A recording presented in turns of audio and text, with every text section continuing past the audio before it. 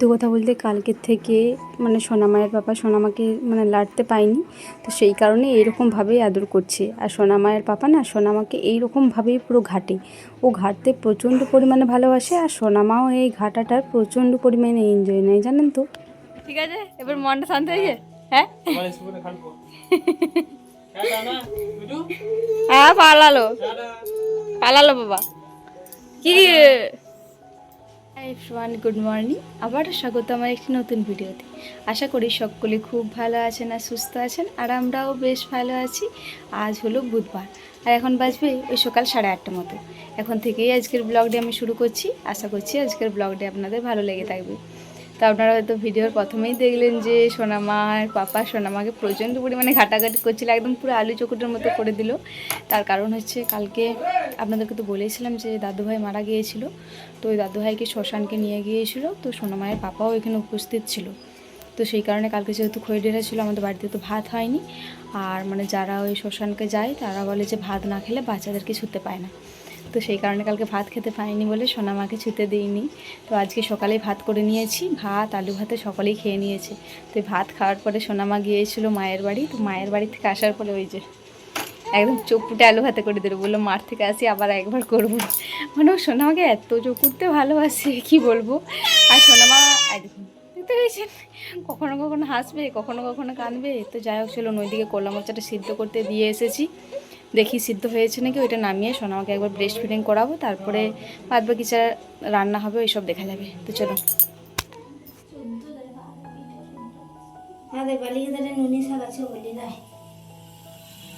কি কি শাক আছে জেঠিমা? সন্নে, পাট শাক, সন্নে শাক, কলমি শাক, পাট শাক। পাট শাকই দু রকমের, লাল পাট, খেটে আর পাট তিনটা। আর শুশনি কলমি, লাউ, পুঁই, ডিংলে, খলমকুচি, সে পুরনে ওই খলমকুচি নি সে পুরনে, কুলেখাড়া, কুলেখাড়া, কুলেখাড়া, কুলেখাড়া। এইটা কি? ওইটা লাল পাট। ও লাল পাট। আর এটা লোটে খাড়া। 14 রকমের হয়ে গেছে। তো তোমার ছেলেকে আবার কুলেখাড়া এই কলমি শাক আনতে বলেছি। ও 5 ঘরের তো? হ্যাঁ, আবার রান্না আছে তাহলে। রসুন দেয় এই শাকটাতে? এই শাকটা দারুণ লাগে কিন্তু। কালকে যেহেতু আমাদের খইঢেরা গিয়েছে, তো আমাদের প্রত্যেক বছর এই খইঢেরার পরের দিনকে শাক পালা হয়। এই শাক পালাতে বলে নাকি 14 রকমের শাক লাগে। তো এই যে জেঠিমা 14 রকমের শাককে জোগাড় করেছি। কত সুন্দর শাকগুলো দেখুন, একদম কচি কচি শাকগুলি। এখন বর্ষাকাল তো এই জল পেয়ে পেয়ে হয়তো এত সুন্দর শাকগুলি হয়েছে। তো এইটাই নিয়ম। আমাদের 5টি ঘর রয়েছে, ওইদিকে 3টে কাকিমণিদের বাড়ি, আর এইদিকে আমাদের আর জেঠিমাদের বাড়ি। সবাইকার বাড়ির সামনে সামনে আর ঠাকুরতলাতে নাকি শাক দিতে হয়। তারপরে এই সব শাকগুলি এক জায়গাতে রান্না করে সকলে মিলে খাওয়া হয়, এটাই হচ্ছে নিয়ম। যাই হোক, ওইদিকে শাকটা দেখে পরে চলে এলাম। এইদিকে আবার দেখছি বাবা এসেছে, তো মোনাকেও ডাকলাম। মেসোমোনাও এসেছে, কালকে ওই যে দাদুভাই মারা গিয়েছিল না, ওই খবর নিতে এসেছে। মেসোমোনা এসেছে আর মাসিগুনি এসেছে, দুজনে মিলিয়ে এসেছে। তো বাবা বললো আমাকেও 2টি মতো ভাত দে আর তোর মেসোমোনাকেও দে। তো সেই কারণে দুজনকেই ভাত দিয়ে দিচ্ছি। সকালে একবার করে সবাই ভাত খেয়েছি, ওই যে বললাম না সকালে একবার করে ভাত হয়েছে। আর আজকে না প্রথমে সব সরকারিগুলি হবে, তারপরে আবারও শেষে ভাত হবে। কারণ সকালের ভাতটা তো আর এই দুপুরে খাওয়া যাবে না, কারণ একদম ফার্স্ট সকালেই হয়েছে। মিনিমাম তখন ওই 6টা মতো বাজছিল, ওই রকম টাইমেই হয়েছে ভাতটা। তো ওই সকালের ভাতটা এই মুহূর্তে দিচ্ছি। এখন মিনিমাম ওই 10টা সাড়ে 10টা মতো বাজছে। এই মুহূর্তে দিদিভাইয়ের 2টো মতো তরকারি হয়েছে, পেঁপে ছেঁচকি হয়েছে আর চচ্চড়ি হয়েছে। তো ওই পেঁপে ছেঁচকি, আলু ভাতে, চচ্চড়ি আর দুধ ভাত দিয়েছি। তো যাই হোক, এই মুহূর্তে বাবার আর মেসোবোনের খাওয়া কমপ্লিট হয়ে গিয়েছে। তো দাঁড়ান, মোনা মাকেও দুটি মতো ভাত খাওয়ালাম আর আমিও নিজেও দুটি মতো খেলাম। আর এই যে মোনার আর বাবা থালাটা আর ওই দুটো থালা একেবারে নিয়ে চলে যায় কলপাড়েতে। আরও মনে হচ্ছে প্রেশার কুকারটা আরও রয়েছে, ওই কটা মাত্রই বাসনপত্র রয়েছে। এই টেবিলটা মুছি, তারপরে একেবারে সব বাসনপত্রগুলো ধুয়ে নিয়ে চলে আসি। সত্যি কথা বলতে আজকে সোনা মায়ের সেই রকম খাওয়ার রুচিটা নেই জানেন তো। অন্যদিন আধটা হলেও কলা পাকা খাচ্ছিল, আজকে মোটেও একটুকুনো কলা পাকাটা খায়নি। তো সেই কারণে বিশেষ করে দুটি মতো ভাত খাওয়ালাম। স্নান করানোর সময়তে গাটা হালকা গরম গরম লাগছিল, তো ঠাকুমা আমাকে মানা করলো যে অর্পিতা আজকে তেলটা দিস না, যেহেতু গাটা একটু গরম গরম লাগছে। তো আমি না তবুও গাটাতে তেলটা দিয়ে দিয়েছি, মাথাতে আর দিইনি। তো দেখা যাক, এই মাত্র তো ভাতটা খাওয়ালাম আর এই মুহূর্তে স্নানও করে দিয়েছি।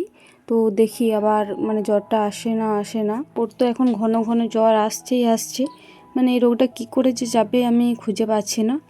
তো সোনা মায়ের পাপায় কিছুদিন আগেই বলছিল যে চুলগুলো কেটে দেবো। তো দেখা যাক, ভাবছি যে চুলগুলো কেটে দেবো। আমারই ইচ্ছা নেই, কারণ আমার সত্যি কথা বলতে চুল কাটতে মোটেও ভালো লাগে না। তো মাঝে মাঝে ভাবছি যে আমার জন্যই হয়তো হচ্ছে, আমার দোষে, কারণ আমি চুলগুলো কাটতে দিচ্ছি না। তো এরপরে যদি জ্বর আসে তাহলে আমি চুলগুলো মানে একবারে কেটেই দেবো। সোনা মায়ের চুলগুলো খুব একটা মোটা মোটা নয়, কিন্তু ওর চুলের ঘনত্বটা বেশি। তো সেই কারণে বেশিরভাগই আমি মাথায় জল দিয়ে থাকি। তো ওই জলটা দেওয়ার কারণেই হয়তো এই ঠান্ডাটা লেগে যায়। বিশেষ করে ও মানে স্নান করার পরে ঘুমাবেই, তো সেই কারণেই হয়তো ঠান্ডাটা বিশেষ করে লেগে যায়। দেখা যাক কি ডিসিশন নেওয়া যায়। আমার তো এখনও পর্যন্ত কাটার একটু ইচ্ছা নেই, তো কি আর করা যাবে, সোনা মায়ের ভালোর জন্য সব কিছুই করতে হবে। তো যাই হোক, এইদিকে বললাম না ওই কটা মাত্রই বাসনপত্র ছিল, ওই আমার সোনা মায়ের, বাবার, মোনার। আর এই যে এইদিকে আলুতে আর মুসুরিতে ডালটা সেদ্ধ হয়েছিল, ওইটারই প্রেশার কুকারটা ছিল। আজকে মোচাতে, আলুতে, মুসুরিতে তরকারি হবে। তো মোচাটা প্রথমে একটা কড়াই করে আলাদা করে সেদ্ধ করে জলটা মানে ঝরিয়ে রেখেছি। জলটা না ফেলালে তো কষা লাগবে, এমনিতেই কষা লাগে, আবার যদি জলটা না ফেলানো হয় আরোই কষা লাগবে। তারপরে এই যে প্রেশার কুকারে আলুতে আর মুসুরিতে সেদ্ধ করতে দেওয়া হয়েছিল। তো জলটা না একটু বেশি পরিমাণে হয়ে গিয়েছিল, আমিই দিয়েছিলাম, একটা বেশি বুঝতে পারিনি জলটা এতটা পরিমাণে হয়ে যাবে। তো সেই কারণেই হয়তো ঢাকনাটা পুরোটা গায়ে লেগেছিল ছিটা মতো। তো সেই কারণে একটু ধুতে টাইম লাগলো জানেন তো। এইদিকে একটা কোনাবাটি ছিল, ওই কোনাবাটিতে দিদিভাই নিয়ে গেল, হয়তো কিছু দরকার আছে, তো সেই কারণেই নিয়ে গেল। আর আজকে না পুরো রান্নাটা দিদিভাই কমপ্লিট করে দিয়েছে। আজকে রান্নার মধ্যে হয়েছে পোস্ত, চচ্চড়ি, আর ওই পেঁপে ছেঁচকি হয়েছে, আর এই কলা মোচাতে, মুসুরিতে, আলুতে ডাল হয়েছে। তো আজকে সব কটা রান্না দিদিভাই করেছে। শেষকালে শুধুমাত্র আমি ভাতটা চাপিয়েছিলাম, তারপরে মাই আবার ভাতটা নামিয়ে নিয়েছিল। তো যাই হোক, এদিকে আমার সব কটা বাসনপত্র ভালো করে ধোয়া মাজা হয়ে গিয়েছে। তো এই জলের বোতলগুলোও এনেছিলাম, একটা মতো জলের বোতলে জলটা খালি ছিল, আর এই সোনা মায়ের মায়পোষ্টিতে, তো এটাও জলগুলি কুড়িয়ে নিলাম। তো চলুন এগুলো এরপরে জায়গা মতো বাড়িতে রেখে দেওয়া যাক। এখন মিনিমাম ওই দুপুর একটা মতো বাজছে, যেটি ভেবেছিলাম ঠিক সেটাই হয়েছে। ওই যে বললাম না গাটে জ্বর লাগছে, এই মুহূর্তে আবার জ্বর চলেও এসেছে।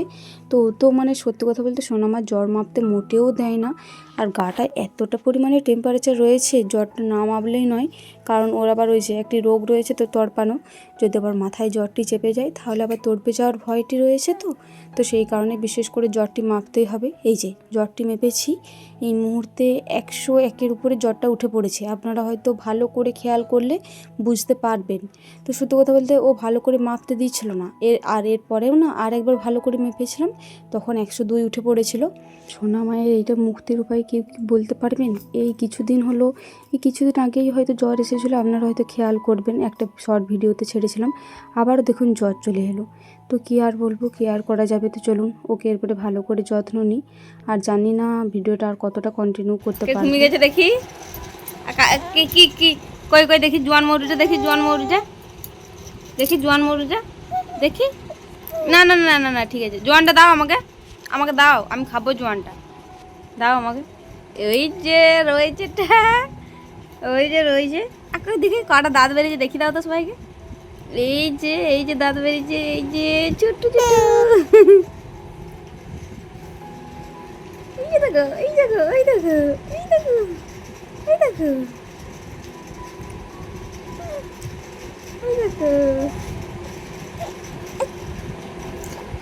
কি গো, ভালো লাগছে না? জ্বরটা কমেছে তো বাবা? হ্যাঁ গো, ওগুলো বার করে দাও। মিনিমাম ওই 2:30 মতো বাজছে। এই কিছুক্ষণ আগেই ও ঘুম থেকে উঠলো, তো ওই যে তখন জ্বরটা মাপলাম, তারপরে ওষুধটা দেওয়ার পরেই ঘুমিয়ে পড়েছিল। তো এই সবে মাত্র আমাদের খাওয়া দাওয়া কমপ্লিট হলো আর ও ঘুম থেকে উঠলো। এখন শরীরটা একটুকু ভালো লাগছে, কারণ জ্বরটা এখন একটুকু পরিমাণে কমেছে। আর এই যে দাঁত বেরিয়েছে দেখুন, দুটো ছোট ছোট। আবার অনেকে বলছে নাকি এই দুটো ছোট ছোট দাঁত বেরিয়েছে বলেই হয়তো এই জ্বরটা এসেছে, কারণ বলে যে বাচ্চাদের নাকি দাঁত বেরোলে জ্বর আসে, শরীর খারাপ হয়। আর ওই যে ওর বাবার কাছ থেকে তো প্রত্যেক দিন জোয়ান মৌরি নেবেই, তো এইদিকে আবার আজকেও দেখছি জোয়ান মৌরি নিয়েছে। আজকে জোয়ান মৌরিটা হয়তো ওর মুখে খুব একটা স্বাদ লাগছে না, তো সেই কারণে বের করে দিচ্ছিল। আর আমিও আর ইচ্ছা করে রাখলাম না, যদি বমি আরে করে দেয়, তো সেই কারণে আমিও বের করে দিলাম। তো যাই হোক, চলুন আজকের ভিডিওটি এই পর্যন্তই, আবারও দেখা হবে পরবর্তী কোনো ভিডিওতে। ততক্ষণে সকলে খুব ভালো থাকবেন আর সুস্থ থাকবেন। আর আজকের ভিডিওটি ভালো লেগে থাকলে একটি লাইক, কমেন্ট, শেয়ার আর সাবস্ক্রাইব করে আমার এই ছোট্ট চ্যানেলটির পাশে থাকবেন।